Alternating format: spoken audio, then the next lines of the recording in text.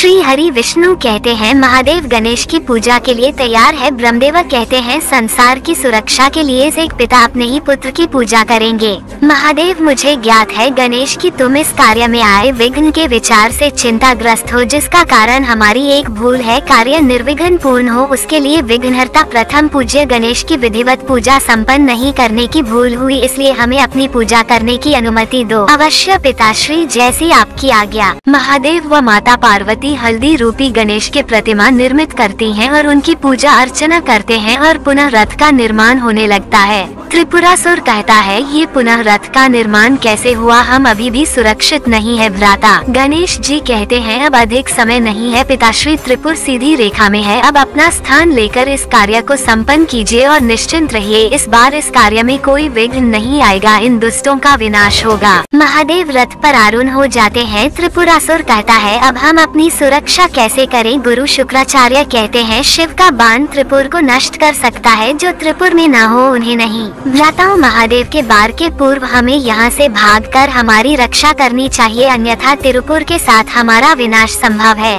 गणेश जी कहते हैं कि भयभीत होकर भागने की तैयारी कर रहे हैं अब, किंतु मैं अब अपने पिताश्री की सहायता के लिए उनके साथ हूँ। अब आप उनके बाण से बचकर कहीं नहीं जा सकते हैं। अब मैं अपने पिताश्री के आशीर्वाद की शक्ति से आपके अंत का उपाय करूँगा। और गणेश जी उन्हें रुद्राक्ष की माला से बंधक बना देते हैं। शुक्राचार्य, हर बार असुर पराजित नहीं होंगे, इस बार मैं आपको विजयी नहीं होने दूंगा महादेव पुत्र। गणेश जी कहते हैं अंत में बचने का एक और अवसर देता हूँ मैं आपको, जाए बचा लीजिए अपने प्राण। और वो उन्हें रुद्राक्ष के बंधन से मुक्त कर देते हैं और पूरे एक सीधी रेखा में आ जाते हैं। और महादेव त्रिपुर पर तीर से प्रहार कर देते हैं और उनके पुर नष्ट हो जाते हैं। त्रिपुरासुर कहता है हमने बहुत बड़ा अपराध किया है, हमारे अपराधों का दंड मिल चुका है, क्षमा करें। गणेश जी कहते हैं पिताश्री, आपने मुझे एक बार बताया था कि भक्ति बुरे विचारों से प्रेरित होकर की जाए तो भी उसका परिणाम तो शुभ और सुखद होता है, इसलिए इनकी भक्ति का फल इन्हीं दीजिए पिताश्री, इनके दंड और उनके कष्ट को कम करने की कृपा कीजिए।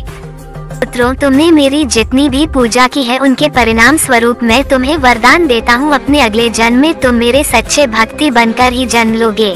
अभी देवगढ़ महादेव व गणेश जी की जय जयकार करने लगते हैं। महादेव कहते हैं जिस सफलता का मैं माध्यम मात्र था उसका वास्तविक श्रेय तो गणेश को जाता है, इसी ने उन अधर्मी असुरों के पाखंड को उजागर किया, ब्रह्मदेव द्वारा दिए गए वरदान की सभी स्थितियों को पूर्ण किया, महासुरी सेना को अपने उधर में लील कर असुरों के दुष्ट प्रयोजन में विघ्न उत्पन्न किया और अंत में आशीर्वाद स्वरूप रुद्राक्ष माला की महिमा से असुरों को त्रिपुर से जाने से रोका। इसलिए आज से गजसूर से चिन्हित रुद्राक्ष को गजमुख रुद्राक्ष पुकारा जाएगा। जो इस रुद्राक्ष को धारण कर शुद्ध मन से कोई कार्य प्रारंभ करेगा उसका वह कार्य अवश्य पूर्ण होगा।